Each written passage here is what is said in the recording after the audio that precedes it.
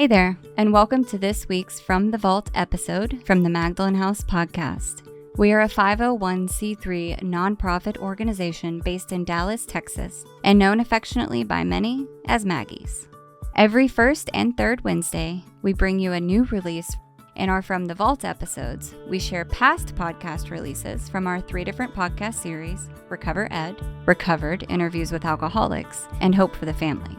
Our podcasts aim to connect, inspire, and educate alcoholics, loved ones, and the community to the Magdalen House and the services we offer. We're so glad you're here. Thanks for listening. All right, good morning. Next step participants and graduates. I see our graduates on here. That's always fantastic to have you guys on. And our podcast listeners. My name is Daphne Crawford, and I am the program manager for Next Step, as well as the host of this podcast. So thank you so much for tuning in with us today. And I'm super excited about today's guest. She is very involved with helping others in the Magdalen House, and she created this amazing document and workshop on how and why to tell your story. It was just so thought out and fantastic. And so I know she has a lot of experience, strength, and hope to share with us today. And so without further ado, Daphne, if you can just introduce yourself, give us a little bit of background about yourself and what led you to get sober. Thank you. Thank you, first of all, Stephanie, for having me on this.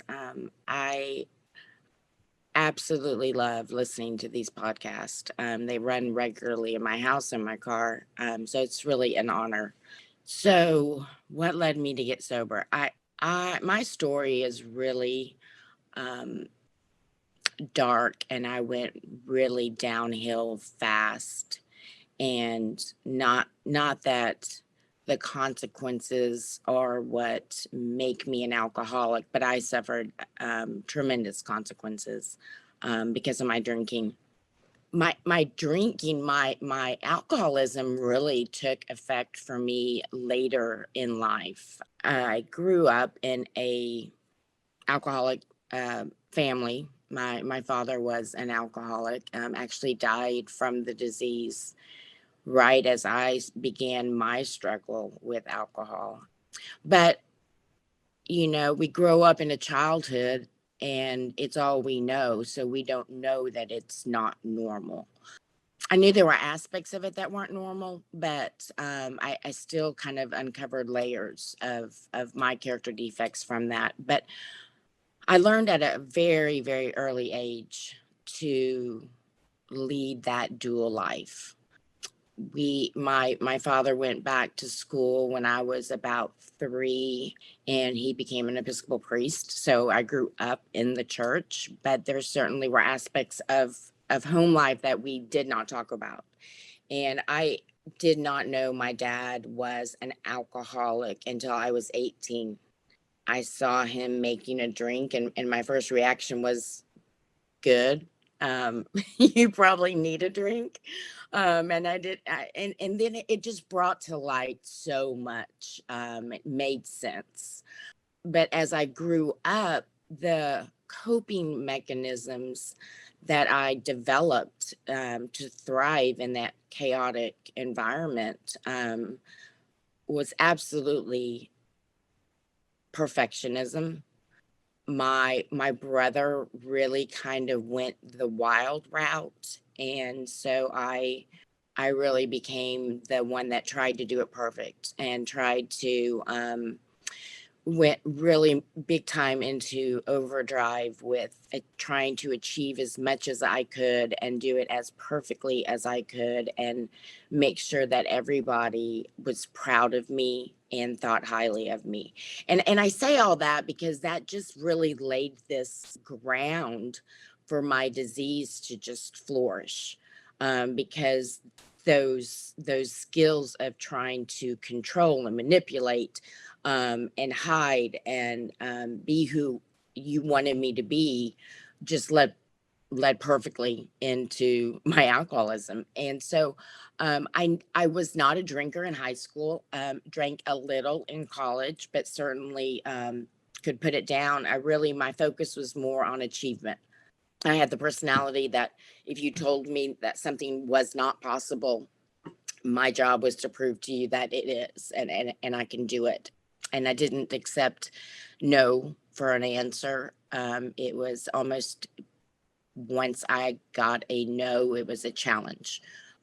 So I graduated from college, was determined to graduate with honors, and determined to have 2 degrees, because if one is good, then 2 is better. And so drinking was just kind of on the side. I did it enough to feel like I fit in with the crowd, but the truth is I had this ability to become whoever you needed me to be. So I had multiple friends, none of them really deep relationships, because there was no depth to me.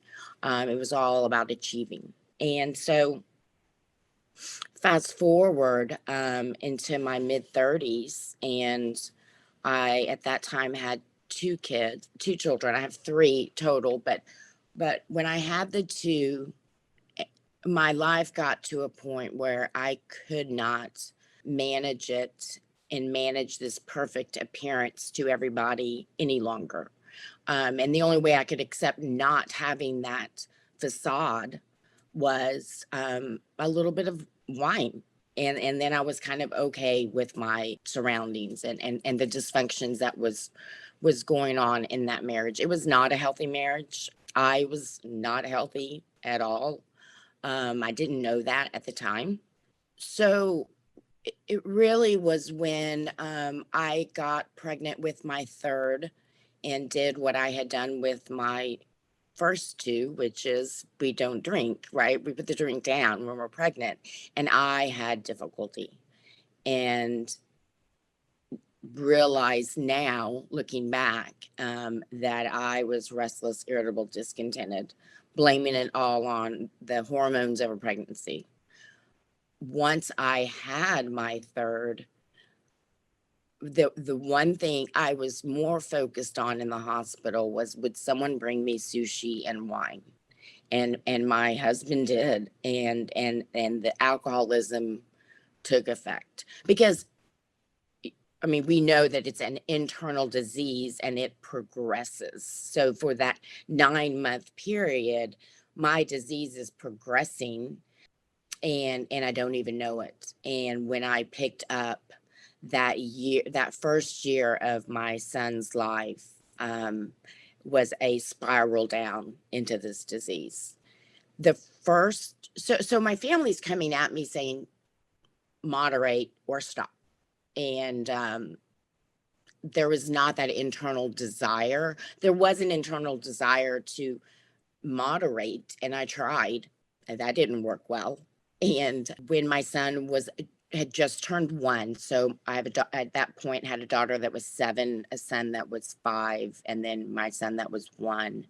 And I got pulled over and received a DWI with my children in the car, which in the state of Texas, that is a felony, and went to jail. And that's my first moment that internally I was done. I was done. I didn't want to try to moderate. I was done. And it had already become not fun, but I did not know how to cope with life.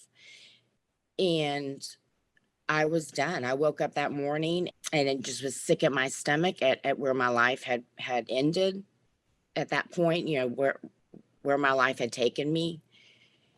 And got out of jail.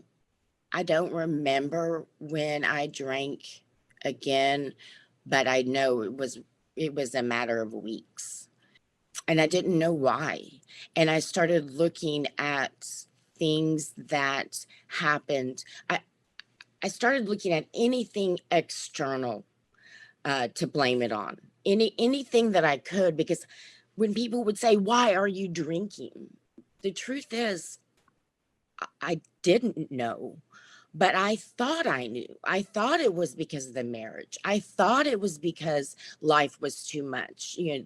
3 kids was too much. I was working part-time as a contract employee for Pfizer. And I looked at all these reasons why I was drinking, went back to my childhood, and spent really the next 8 years fighting this disease. I went to numerous treatment centers, Maggie's, of course, and it wasn't until my last time in Maggie's that I really understood and got my step one. My truth is, I believe, I am certain that step one had been explained to me out of the book, just as we explained it at Maggie's. But I couldn't grasp the fact that somebody was telling me that I had lost the power of choice, because all of those skills that I had developed, willpower, determination, all those things that had worked for me were not working around alcohol. And the last time I ended up in Maggie's, I heard my step one, and I knew the truth was, if I was to leave and not be well on my way with these steps, that this was no longer about me not wanting to drink. It was, the truth is that I would.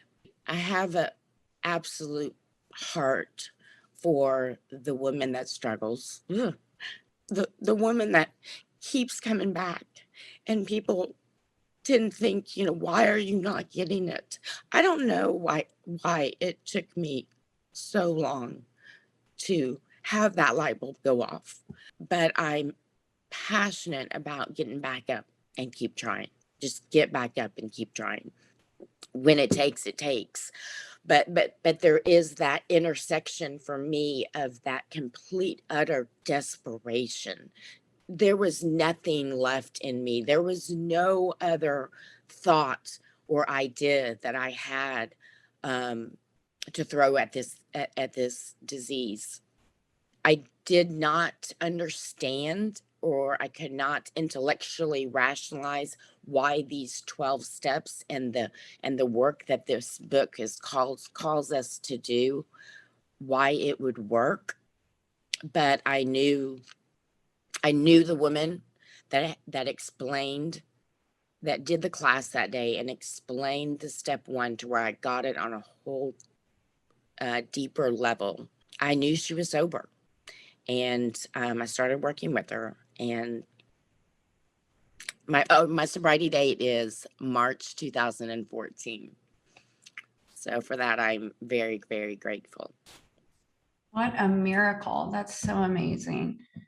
I've heard this a lot, from women who have been to Maggie's multiple times, that it's like that time that they hear step one, and it's like the first time they hear it and the first time it resonates with them. So the times before that, where it was explained to you and everything, was it just like it just went over your head, or you didn't relate, or you didn't see yourself in it? Like, do you know what I'm asking? Yes, absolutely. I mean, I think the main reason that it doesn't resonate on that level is I still had an idea. I still had a thought of what I could do. I was not emptied. My ego was not crushed. When I got to Maggie's the last time, like I said, my consequences were deep. I was homeless. I had not had contact with my children for well over a year, nor had I had contact with my mother or my brother. I have 2 younger sisters. I had not had contact with them. My world had shrunk to me and alcohol. And as desperately as I didn't want to drink, I kept finding myself drinking. So I think the biggest component was I was depleted. I was crushed. But I had to be in order to step out of the way just a bit, to let someone guide me through this process, to connect me to my higher power, which I call God. So that intersection of being crushed and being in front of a person that has your solution, that knows this program, that knows the program out of the book, was life-changing for me. But that moment we know is brief. Before I know it, my ego is rebuilding. But I kept at it. My last time in Maggie's was March 2013. My sobriety date's March 2014. So that first year, I had relapses, 3 or 4.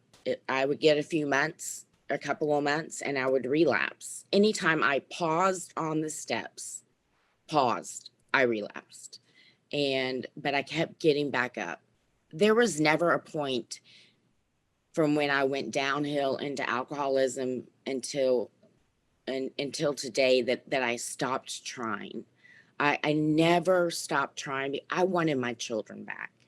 I had got to that point where I didn't believe I would get them back, but I didn't want to leave them the legacy of a mother that died of alcoholism. And so I fought.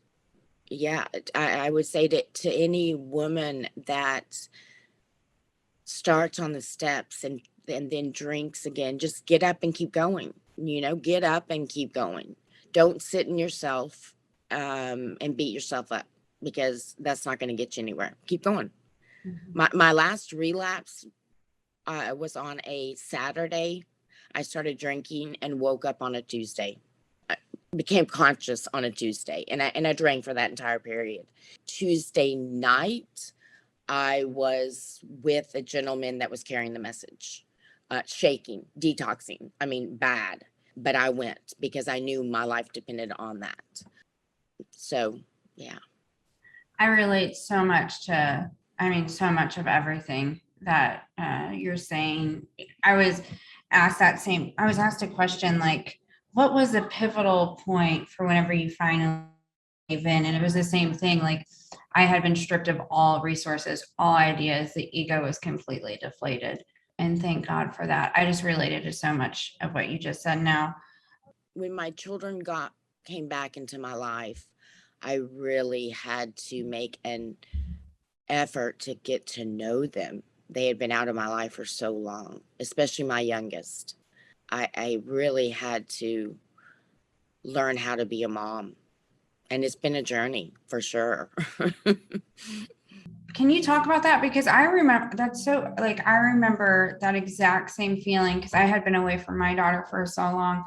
And it was like whenever we were reconnected, like she had this life and this family that didn't have me in it. And it was like rebuilding that relationship and that bond. And it was awkward at first. I thought we were just going to go back to the way things were before. And it took some time. Do you mind talking about that period of reconstruction with your children? It's a long period of reconstruction. And for me, I continue to go through periods of reconstruction. The damage that I did in my disease, I really harmed my family. Not just my children, but my mother. When I did my amends with my mother and asked what I could do to right the wrongs that I had done in her life, her request was that I get a life insurance policy, because she had resolved the fact that I was going to die from this disease in her mind. And her concern was, how was she going to bury me? She didn't have the finances. She knew my brother wouldn't kick in. And I didn't know what to do with that request. I told her I would talk to my sponsor and get back to her. And I called my sponsor, and she's like, you get a life insurance policy. And I did. But, alcoholism is a family disease. And the raw truth is that some of the biggest victims, or some of the people that are hurt the deepest, are people that aren't even old enough to drink, right? But I know today the person that I am, and the person that I have become through God's work in me. My family gets a much better person because of it. I've told my kids, you would not have wanted to grow up with the mother that I was when you were young. They have memories of me. I mean, they have a lot of memories of me drinking. My daughter was 6 and had to call 911. Like, I did a lot of damage to them. Pass out when there was not an adult around, and they would have to call their father. So I mean, it's a long period of reconstruction. It continues. They continue to have things pop up that are a result of the damage that I have done. What's your relationship like with them today? Today it's actually a bit strained. We're kind of just going through just some loss of trust issues that they've had. But what I know, and I it's been a hard year. It's been a hard year for everybody. COVID affected, I think, everyone on a level we're just beginning to potentially understand. And I think that the mental health is just really suffering, loneliness, that feeling of isolation. So I know that God is calling me to work with other alcoholic women, and He takes care of the rest. To know that, to have that knowledge, and that doesn't mean I don't have moments where I struggle with where our relationships are today, but I know that I am to stay out of it, give them the grace to go through what they need to go through, and God will fix it as He wants to fix it, when He wants to fix it. Meanwhile, my eyes are on what can I do. I sincerely have this huge desire to help other women. I would say that part of my recovery is stronger today than it's ever been. And I thank God for that. It's life-saving for me at days. Yeah. So why do you think it's strongest now than it's ever been? I think I made the mistake. I've made every mistake there is to make in this program. And I love the fact that I don't have to be perfect. That me doing this program perfectly is me putting the focus on me. And it's not about that. I do it so imperfectly, yet God shows up. I think it's the strongest today because I understand on a deeper level that the end goal is not sobriety. that the liquor is but a symptom. The book tells us that we have to get down to the causes and conditions. And when I first got sober in those first couple years, everything was so amazing. I mean, miracles were happening so fast, and it was so amazing. And I didn't have God's had to do a lot of work on me. I have a lot of character defects, and they still show up. And as He's working that out, it's not always pretty. It's painful, but there's so much purpose there in helping another woman. And I think it's the strongest today because it's truly my solution for life. It's truly my solution when I get to that place of wanting to control things that I can't control, or sit in pain that I shouldn't be sitting in, is get to Maggie's and help another woman and get out of yourself. And I can breathe. There's so much, it's such a beautiful thing to have God change you and fit you to be of maximum service to Him. And that is my desire. My desire is, it's not about the alcohol. It's not about me not drinking. And I think at first it was just all the miracles of the not drinking. And now it's like, how can I be helpful? How can you take those dark parts of my past, because they're there, and I'm willing to share any and all of it with a woman if it helps. And to see the miracles happen in the women at Maggie's, to watch them change while they're there, and then they get out and keep going. And it's transformation before your eyes, and they don't even necessarily see it themselves. It is the most beautiful thing. Mhm. Yeah, absolutely. I completely agree, and definitely relate to the working with others, helping me through dark Yes. times. Yeah, Yes. Mm-hmm. definitely relate to that for sure. Mm-hmm. And one of the things that I do notice about you, and I really admire you for, is I see you take the same action with the desperation of a newcomer. The fact that like you are so open to be helpful, and you are up here chairing meetings, you are up here working with other women. What has driven, because you've been sober 7 years, did I do the math right? Mm-hmm. Mm-hmm. 7 years in March. Yeah. Yeah. So do you have any like experience of resting on your laurels, or what continues to push you with that same action and desperation as when Oh, first came in? absolutely. Yes. Yes. And resting on my laurels, I received a lot of grace from God in keeping me sober. But that doesn't mean I was spiritually in a place to really be used. I do have that desperation of a drowning man because I truly want to make an impact. And I think I was telling my sponsor this a few months ago, but when I get really honest with myself, I was uncomfortable and I didn't know what I had to give another woman. It's not that there was a time period I didn't want to work with another woman. I mean, I really wanted to be sober and have my children back. But I knew I had to.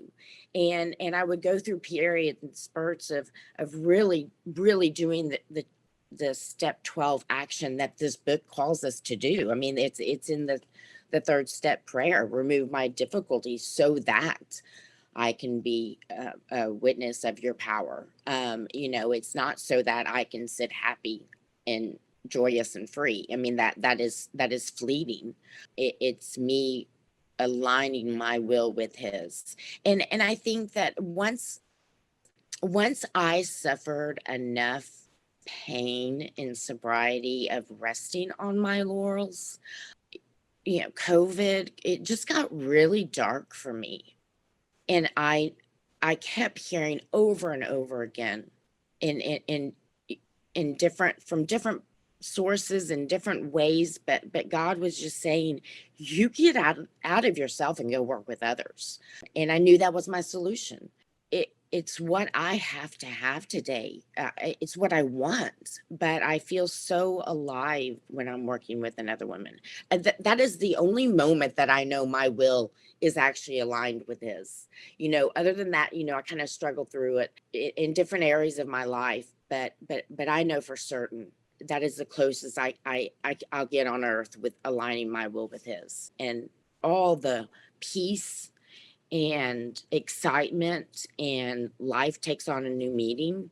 All that's come true for me, but I rested on my laurels for a long time. Blamed it on work, blamed it on my children. I mean, there are all these distractions, and I did just enough, but nothing like I throw at it today.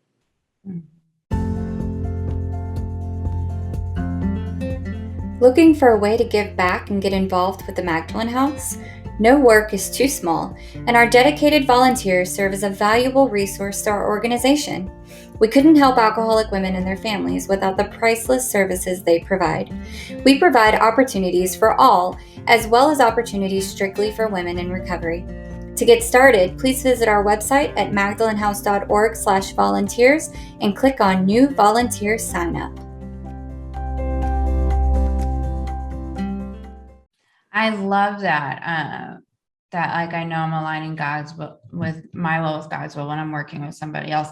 I'm gonna remember that whenever, because sometimes I'm selfish, and sometimes I don't want to go work with somebody else because I'm being lazy, or I want to whatever, and I feel like that's gonna just be such a good reminder that like for me, that when I'm doing that, I know I'm doing God's will. So thank you for that. Yeah. Well, and I remember when I first asked my sponsor if she would sponsor me, that I wanted what she had, and I was willing to go to any length, and that's not just true when we're in Maggie's house asking for a sponsor. I mean, that's true today for me. I have to be willing to go to any length.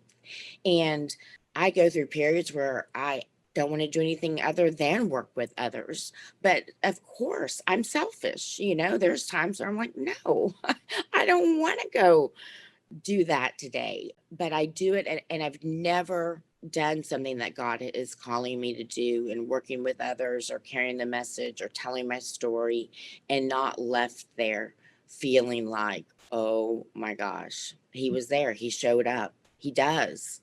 It's just whether or not I'm going to. And I've heard Cindy say it before, but our decisions and our actions are going to take us either one step closer to our solution, to that higher power, or one step back. And, he gives us grace when we take a step back. But that unsettledness, that wanting to manage, that wanting to control, for me, it comes out fast, and it's not pretty. Absolutely. I can definitely relate to that a whole lot. I did want to ask you about, and I hope this is okay to ask about, the ex-husband. I know you said it was an unhealthy marriage. Did you make an amends to him? And how did I that did. go? Yes. No, thank you for asking that. I paused on my step 9 amends because the 3 people that were top on my list were my mother, my brother, and my ex. It's so important to stay so close to our sponsor, because that ego and that brain start rebuilding. And of course, our brain wants to kill us.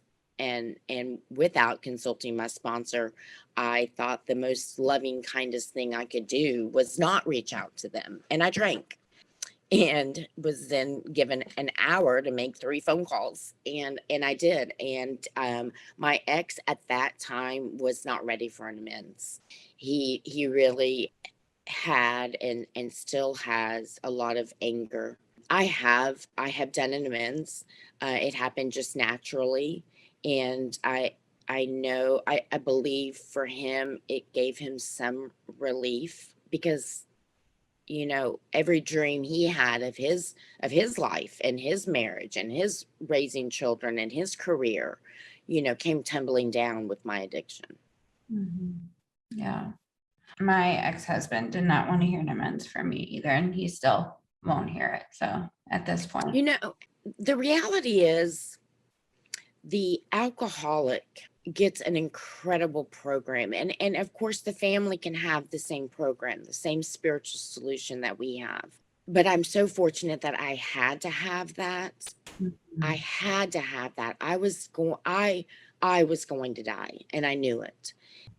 The sad thing to me is that the family doesn't have some of the resources, and doesn't have the community, and doesn't go through the healing and the transformation that we do, but they're left with the harms, and have no idea what to do with it.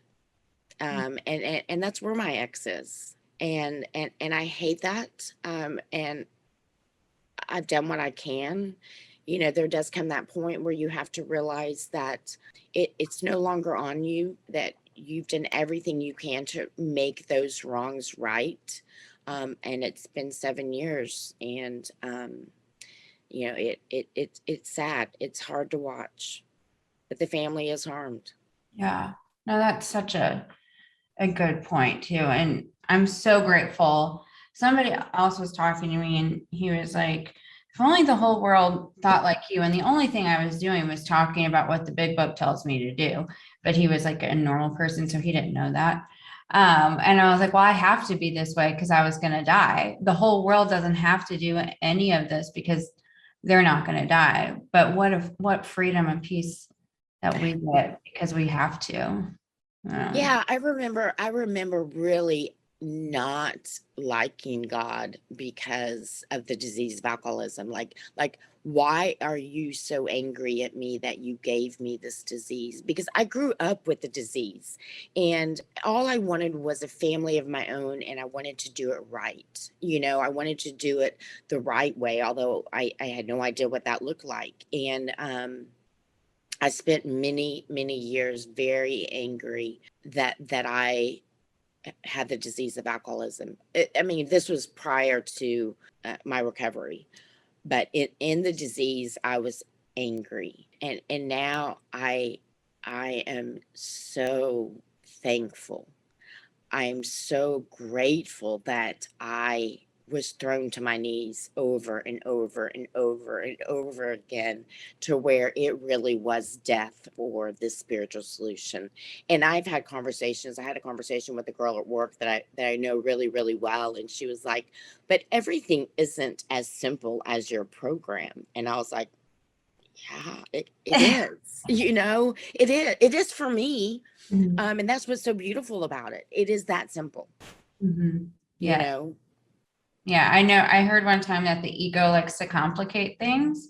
And I can definitely relate to that, because it is simple, but sometimes I want to like sound smart and profound. So I have to make things complicated, and that's not helpful to anybody. No, and this program is counterintuitive to every instinct that we have.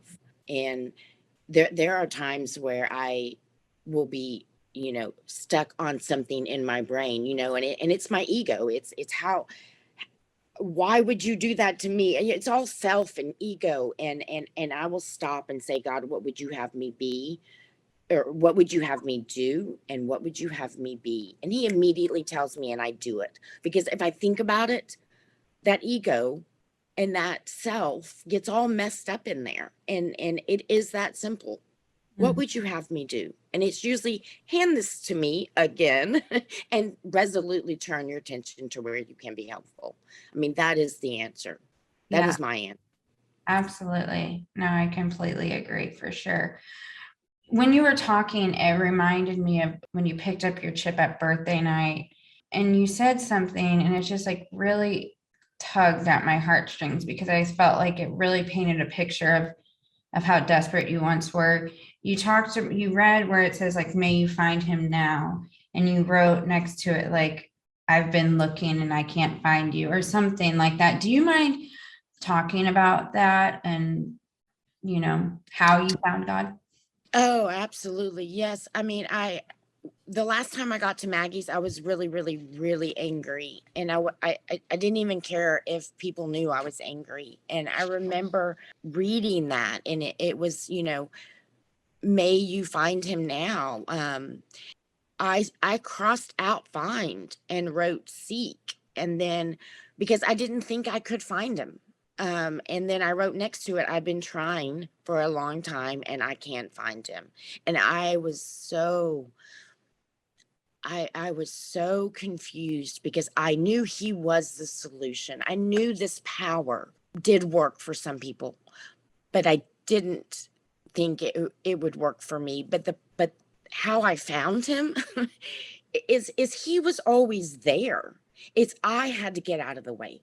I had to get out of the way on what I thought my life should be like, and what I thought I wanted, and my dreams, and I had to be crushed and lose everything, and do these simple steps. And before I knew it, I felt that power. I remember the day someone asked me, when was the last time you drank or thought about not drinking? And I couldn't answer it, but I knew I hadn't had that thought in a really long time. And I knew that wasn't me. I knew it wasn't me. When you're praying, desperately praying that God keep you sober, because I prayed that for 7 years, that God keep you sober. And you're praying that prayer on the way to the liquor store, and you drink, you give up on God. And the book tells us, this seemingly hopeless state of mind and body, right? I had a problem with that. I was like, it is hopeless, and the seemingly hopeless is that I had given up hope on me. I had given up it. Now looking back, I see that. And I had to give up hope on me in order to get out of the way so God could do what God does, which is restore and heal and transform. Yeah, that I had a problem with God when I got here. My step 2 was, where are you with this God thing? And I said, I pretty much think I hate him, and I pretty much think he hates me, because I had walked out on my children. And it was like, great, let's go. And I was ready to give all the reasons why, and I was justified in where in not liking God and being angry at God, and she didn't want to hear it. It was, you have a concept, let's keep going. And somewhere in working these steps, like I say, it's counterintuitive to my instincts, and it really rearranges and flips us upside down and turns us inside out, and before we know it, that the symptom of the alcohol is gone, but then we really begin to let him mold us into what he would have us be, and how he, and it, my life today, it's not at all perfect, and I am more at peace. I have more true joy. I didn't even know what joy was ever in my entire life. I had moments of happiness. It's a pretty amazing program, and I'm so thankful that I have to have it, because I wouldn't have it if I didn't have to. Oh, absolutely. And I can totally relate to like, like being in church on my knees praying, being in the garage on my knees praying, asking God, please keep me sober. And then, like taking another substance, or, or on the way to everything that you just said. And so then, like, if I would have been told that like the solution was God, I would have told you that doesn't work, And so I'm grateful that, like, because for so long I had people telling me that too, like, it's God, it's God, it's God. Okay, well, I don't know, why isn't it working then? And I'm so glad that like we are giving these 12 steps, because it's kind of like, it's a process to God that, But it's through action. And see, I just thought praying, right, me too. punching that steering wheel, praying he would stop me, that this, sober fairy dust would come down on me. I didn't understand that I have to take action. But it's like, as soon as you begin to take that action, buckle your seatbelt, because he's taken over, and I didn't understand. I didn't get that concept. I sat for hours praying and got nowhere with it. So we get here thinking, you're telling me, may you find him now. What do you think I've been doing? I've been trying and I can't, but I didn't know the action to take. I didn't understand why that would work. Yeah, I'm totally with you on that for sure. And I'm so grateful for the 12 steps, because it does teach us to get out of the way. Because I also didn't know how to do that either. We don't, and there were so many times where I wanted him to take the drink problem, right? But I was like, I got the rest. If you will just take that, I won't ever ask you for anything else, right? But that's not the program. We give him everything. But before we know it, we're taking back, well, I need a house. I mean, not a house. Where am I going after Maggie's? And I need a job. And before we know it, we're running the show, because it's so what we've done for so many years, and when I say it's counterintuitive to the person that I was, to let God do it and to wait on him. So beautiful what he does with that. But that's why my sponsor was so important. She has to say, you're being dishonest. And I'm like, dishonest, or you're running the show. And I don't even know, because it's just my instincts. They just take over. I laugh today because sometimes I'm like, God, where are you on this issue? Like, I handed it to you. Can I get a status? I need an update. Yeah. And, are you even here? And it's just so funny because for so long, all I wanted him to do was take the drink, and I wake up sober every single morning and I'm like, yeah, you are here, like you absolutely, definitely here. And I just have to sit patiently and wait on the rest and resolutely turn my attention to where I can be helpful. It's a pretty cool deal. I love it so much. I think it's important for our listeners to know that you are not homeless anymore, that you're recording this from your home. So everything did work out, right? Oh my gosh. Yes, when I got here, I had a grocery bag of some clothes, and that was about it. I was driving a car, but I hadn't made payments on it for 9 months. They just didn't know where I was to repossess it. And yeah, it blows me away. It blows me away when I look at my life today. I have a job. I have a little house. Even getting that was such a miracle. I mean, I couldn't have things happen for me to get to where I am that I could never have done without the miracles that he provided. Mhm. And I remember when I moved in to my house, and it's a street from my ex, and that's where the kids, that's their primary home. And I remember my sponsor saying, that the gift of the way that worked out is not for you, right? And I'm like, okay, well, it's for my kids, like, oh yeah, I get that. It's for my kids. And she's like, yeah, not really. It's for the hope that you're going to give another woman. And I remember getting off the phone kind of thinking, well, that was kind of rude, like, isn't it for me and my kids too? And no, it's not. It's not. I mean, we definitely are touched by the blessings that he gives us. It definitely affects us, but the purpose of the gift of the blessing is to give hope to the newcomer. It's that is the purpose. That's the purpose of our sobriety, right? To give it away, not to hold on to it and keep it. Everything that's happened to me in sobriety, I can use to help another woman, give them hope. Absolutely. Yes, we're getting to the top of the hour, so I'm going to ask the wrap-up question. But before I do, I just want to say our stories are so similar in so many aspects. And I didn't know that before now. So it was I just love really it. cool talking to you and I getting love to know it. you better. So my wrap-up question for you is if you could leave us with one takeaway, whether it be the listeners or the women getting sober, trying to stay sober, whoever you want to leave this takeaway for, what would that takeaway be? Can I have two? Absolutely. I mean, my first takeaway is just, don't ever give up. Don't ever give up.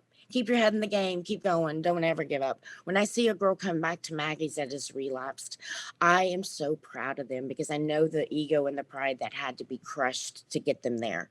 Getting back up is not easy. My other one is just that the obsession to drink for me left and it's never come back.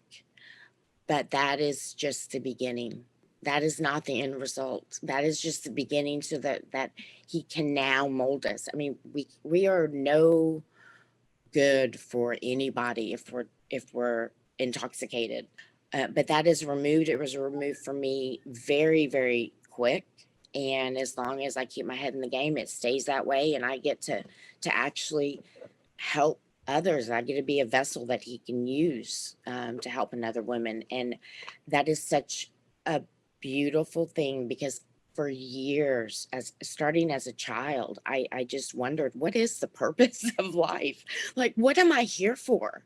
I thought it was to compete with you or to be better than you or and to just know exactly my purpose, to know what it is that he is calling me to do is so beautiful. I have a family that is big into missions, and my sister has been a missionary for 15 years.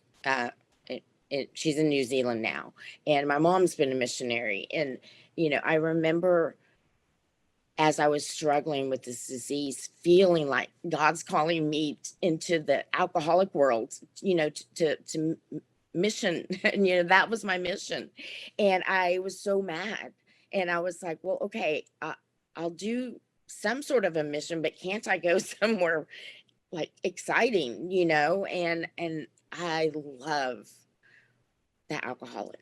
I love what we do when we get sober, the impact that we have, our ability to truly love.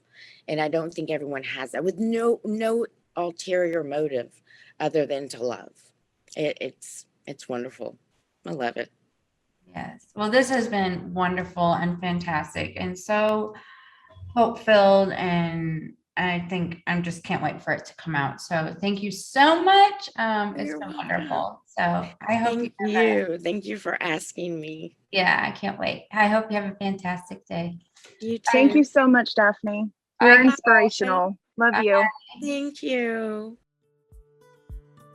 We hope you've enjoyed this From the Vault re-release of the Magdalen House podcast. Tune in every first and third Wednesday for a new release from one of our 3 podcast series. To learn more about the Magdalen House and the services we offer, visit magdalenhouse.org or follow us on your favorite social media channels by searching for The Magdalen House.